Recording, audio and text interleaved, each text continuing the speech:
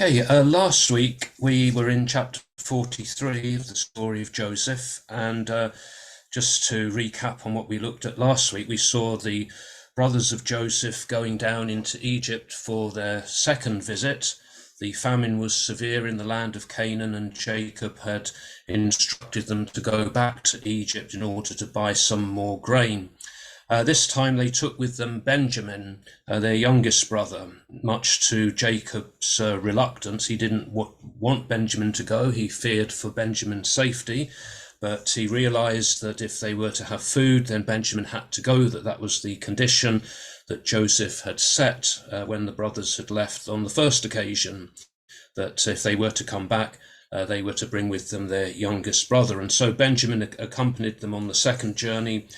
And when they arrived in Egypt, they saw Joseph once again, and Joseph had invited them into his home for a meal.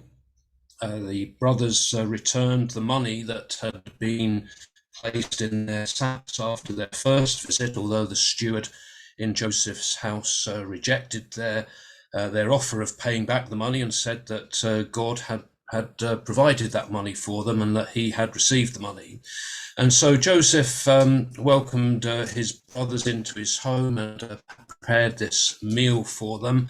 And that's where the chapter ended, with the brothers set out in order of their birth. And that was something that amazed the brothers, that their seating arrangement reflected the order of their births.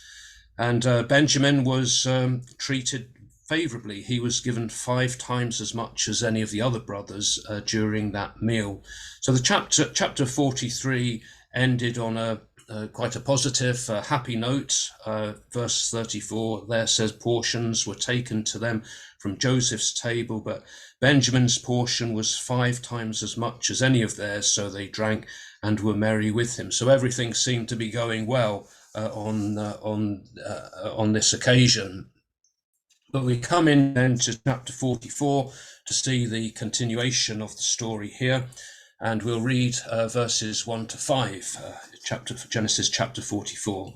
Then he commanded the steward of his house, fill the men's sacks with food as much as they can carry, and put each man's money in the mouth of his sack, and put my cup, the silver cup, in the mouth of the sack of the youngest, with his money for the grain.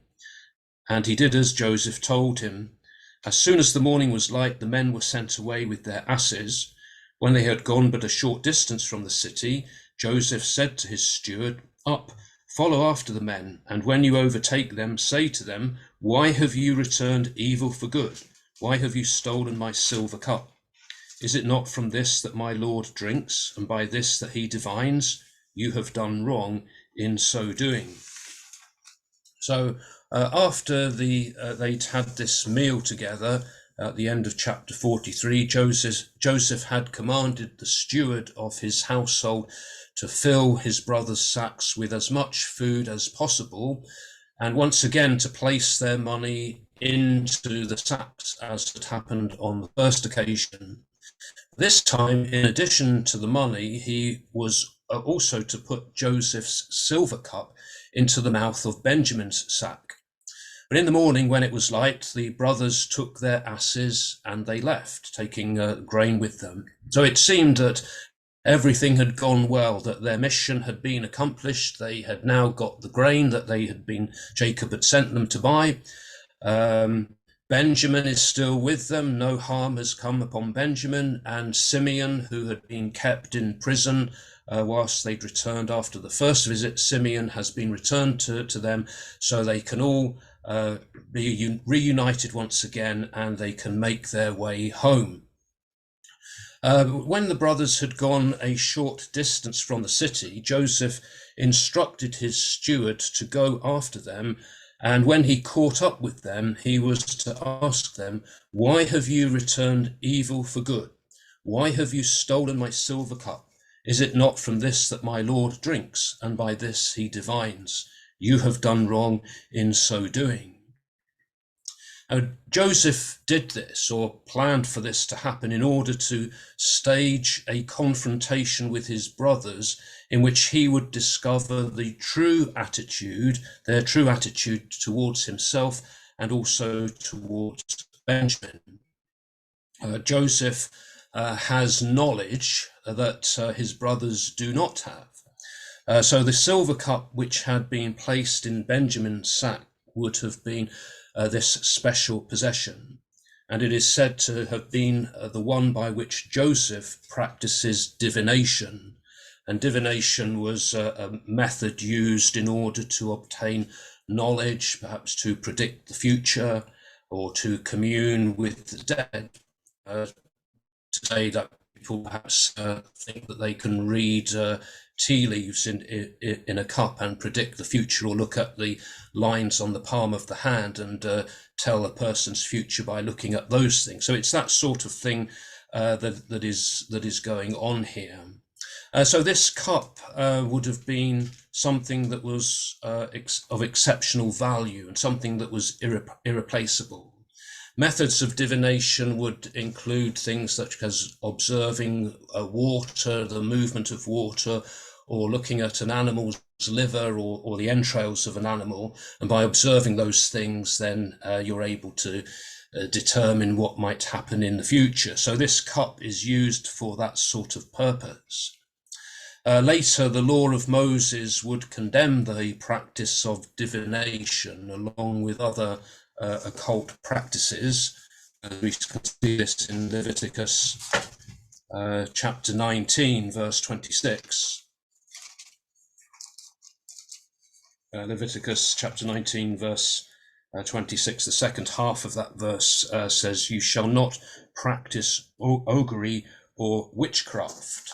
And then also in Deuteronomy chapter 18, verses 10 and 11.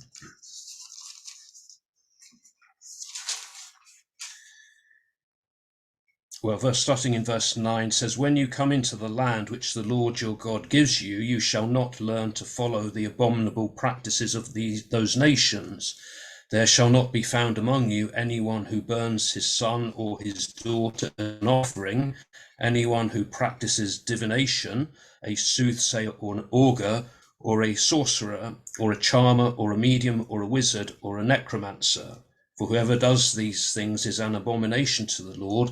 Because of these abominable practices, the Lord your God is driving them out before you." So these were the common practices of the inhabitants of the land of Canaan, and the Israelites were not to participate in those things. That law, though, didn't stop them. There's one king towards the end of the history of Judah, King Manasseh, who did get involved in these things. In 2 Chronicles chapter 33, verse 6 says of him, "He burned his sons as an offering in the valley of the son of Hinnom, and practiced soothsaying and augury and sorcery, and dealt with mediums and with wizards. He did much evil in the sight of the Lord, provoking him to anger." So these sorts of things were forbidden under the law of Moses. But they were common practices in Canaan and also in Egypt as well in the time of Joseph. So we might wonder, well, did Joseph have that ability? What's going on here? Why does he have a cup by which he practices divination? Is he really doing that? Or was this all part of the scene that Joseph is creating here for his brothers? If Joseph did have any ability to be able to see into the future or divine into the future, that was something that would have been given to him by God, as in his ability to interpret dreams, that God gave him that ability to interpret the dreams. So the theft of this cup then would have been a great insult, given the hospitality that Joseph had extended towards the brothers, that Joseph had welcomed them into his home. He'd provided them with a meal, shown them great hospitality. And so it would have been to return evil for the good that Joseph had done. It'd be a bit like today if we went to visit someone and stayed in their home. They show us hospitality, and when we leave, we steal the family silver from them. It's that sort of action that is going on here, or at least the scene is being created to present that as if that has actually happened. So reading on in the story then, in chapter 44, verse 6 to 13, we see how the story continues here. When he overtook them, that's the steward, he spoke to them these words. They said to him, "Why does my lord speak such words as these? Far be it from your servants that they should do such a thing. Behold, the money which we found in the mouth of our sacks we brought back to you from the land of Canaan. How then should we steal silver or gold from your lord's house? With whomever of your servants it be found, let him die, and we also will be my lord's slaves." He said, "Let it be as you say. He with whom it is found shall be my slave, and the rest of you shall be blameless." Then every man quickly lowered his sack to the ground, and every man opened his sack, and he searched, beginning with the eldest and ending with the youngest. And the cup was found in Benjamin's sack. Then they rent their clothes, and every man loaded his ass, and they returned to the city. When the steward finally caught up with the brothers, then he confronted them, just as Joseph had instructed him to do so, accusing them of stealing this silver cup. But the brothers vehemently denied that they had stolen anything from Joseph. And they assert their innocence, they defend themselves by reminding the steward that they had brought the money back from Canaan, which they had found in their sacks after their first visit. So by this, they're trying to demonstrate their honesty, that they are honest men, that they had done that the first time, bringing back that money. So how then could they steal silver or gold from Joseph's house? It just wouldn't make any sense. And so to convince the steward that they're not guilty, they propose that if the cup is found with them, then the one who had taken it should die, and the others would become Joseph's slaves. But they are so sure, so certain that this is not the case, that no one has the cup. The situation here is somewhat similar to the situation in chapter 31 and verse 30 with Laban, although in this case there really was a theft. This is when Jacob has left his uncle Laban, and Rachel has stolen the household gods, and Laban goes off in pursuit of Jacob and his family. And in chapter 31, verse 30, at the end there, Laban in his speech to Jacob asks him, why did you steal my gods? And Jacob answered Laban, because I was afraid. Let's talk about why he left. Because I was afraid, for I thought that you would take your daughters from me by force.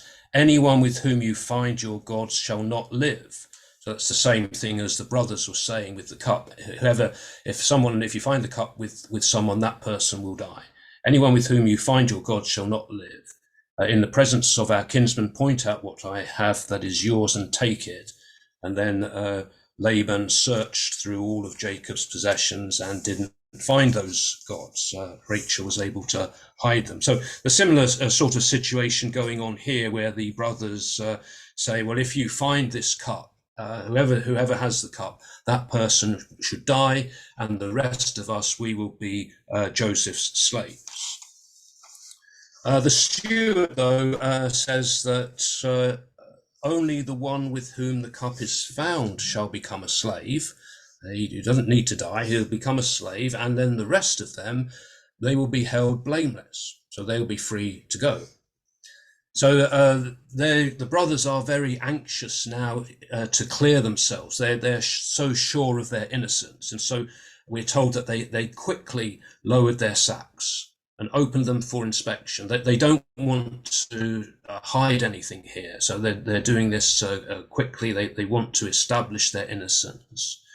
And so the steward goes and he searches each sack, working from the eldest through to the youngest. And anxiety must have turned to relief as each brother's sack was searched and no cup was found. And perhaps sense a sigh of relief when the first sack is opened and there's no cup in it, and the second no cup. It goes down the line, and each being opened, there's no cup, and there's this great sigh of relief. That is, of course, until it's the turn of the last and the youngest to have his sack searched, and of course the cup was found in Benjamin's sack. And so when that happens, then the brothers tore their clothes in a sign of their great distress over this discovery. And then they reloaded their asses, turned around, and they returned with the steward to the city.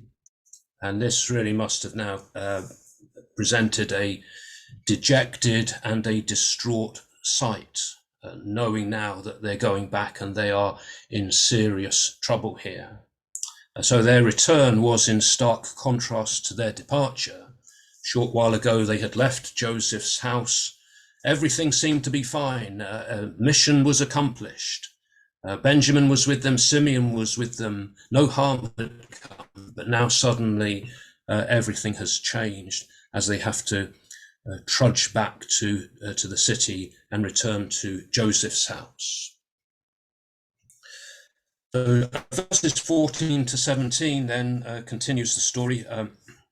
When Judah and his brothers came to Joseph's house, he was still there, and they fell before him to the ground. Joseph said to them, "What deed is this that you have done? Do you not know that such a man as I can indeed divine?" And Judah said, "What shall we say to my Lord? What shall we speak? Or how can we clear ourselves? God has found out the guilt of your servants. Behold, we are my Lord's slaves, both we and he also in whose hand the cup has been found." But he said, "Far be it from me that I should do so. Only the man in whose hand the cup was found shall be my slave. But as for you, go up in peace to your father." Verse 14 here singles out Judah. When Judah and his brothers came to Joseph's house. Judah is singled out here because of the important role as spokesman that Judah is about to play in the proceedings here. Joseph was still at his house when the brothers came back, and they fell before him to the ground, again fulfilling Joseph's earlier dreams in the dreams of the sheaves bowing down to Joseph, and the sun and the moon and the stars, and now for about the third time they are bowing down before Joseph. And Joseph confronted them, and he asked them, "What deed is this that you have done? What have you done? Do you not know that such a man as I can divine? Why would they think that they could get away with such an act when Joseph is able to practice divination?" Judah then spoke up. What can they say to Joseph, he asks. How can they clear themselves? God has found out their guilt, and there is no way for them to prove their innocence. He may be thinking back to the guilt of their earlier mistreatment of Joseph when Joseph was sold into slavery, that perhaps he's thinking again that these things have come back upon us. God knows what we did all those years ago, those 20 odd years ago. This is all coming back upon us now. How can we clear ourselves? How can we prove our innocence? And Judah says then that they will all become Joseph's slaves. He says, both we and he also in whose hand the cup has been found. So Judah shows their willingness here to stand alongside Benjamin and to share in his sufferings. However, Joseph rejects that offer. Joseph would not dream of doing such a thing, and he insists that only the one in whose hand the cup was found is to remain as his slave, and the rest of them are free to go in peace and return to their father. So this is all set up here. This is set up to test the character of the brothers. How are they going to react to this? And the situation is similar to the one that Joseph had found himself in when his brothers sold him into slavery here. So are they now going to do the same again with Benjamin? Are they going to leave Benjamin behind and desert him, leave him in slavery as they'd sold Joseph into slavery, whilst they go off home to their father? Or are they going to stand by Benjamin? Joseph wants to discover how will they react to this situation. Joseph has manipulated the situation here. He's set up the situation here in order to discover this, to find out what their true attitude is. Well, we read on here in verses 18 to 34. So Judah courteously asks now permission to speak to Joseph. And this is what he says, verses 18 to 34. Please, my Lord, let your servant speak a word in my Lord's hearing, and let your wrath not flare against your servant, for you are like Pharaoh. My Lord had asked his servant, saying, do you have a father or brother? And we said to my Lord, we have an aged father and a young child of his old age, and his brother being dead, he alone is left of his mother, and his father loves him. And you said to your servants, bring him down to me, that I may set my eyes on him. And we said to my Lord, the lad cannot leave his father. Should he leave him, his father would die. And you said to your servants, if your youngest brother does not come with you, you shall not see my face again. And it happened when we went up to your servant, my father, that we told him the words of my Lord. And our father said, go back, buy us some food. And we said, we cannot go down. If our youngest brother is with us, we shall go down, for we cannot see the man's face if our youngest brother is not with us. And your servant, our father, said to us, you know that two did my wife bear me, and one went out from me, and I thought, oh, he's been torn to shreds, and I have not seen him since. And should you take this one too from me, and harm befall him, you will bring down my grey head in evil to Sheol. And so should I come to your servant, my father, and the lad be not with us, for his life is bound to the lad's. When he saw the lad was not with us, he would die, and your servants would bring down the grey head of your servant, our father, in sorrow to Sheol. For your servant became pledge for the lad to my father, saying, if I do not bring him to you, I shall bear the blame to my father for all time. And so let your servant, pray, stay instead of the lad as a slave to my Lord, and let the lad go up with his brothers. For how shall I go up to my father if the lad be not with us? Let me not see the evil that would find out my father. So when Joseph had said, well, they can all go home, Benjamin must stay as a slave, Judah had approached Joseph and asked permission to speak with him. And he asked that Joseph should not be angry with him, and he acknowledges that Joseph is like Pharaoh himself. That's the position that Joseph occupies. And Judah then issued this moving and heartfelt appeal on behalf of Benjamin. One commentator, Adam Clarke, writing in 1830, says of this, it is perhaps one of the most affecting pieces of natural oratory ever spoken or penned. This is the longest speech that's recorded in the book of Genesis. And if you were to write a book on great speeches of the Bible, this would certainly be one to include in that.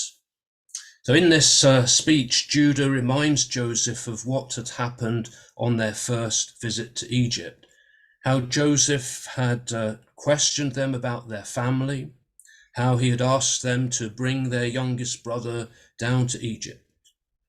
Judah tells Joseph of the close affection that existed between their father Jacob and his youngest son Benjamin, how Jacob loved him and how Jacob had feared for Benjamin's safety if he were to go with them to Egypt.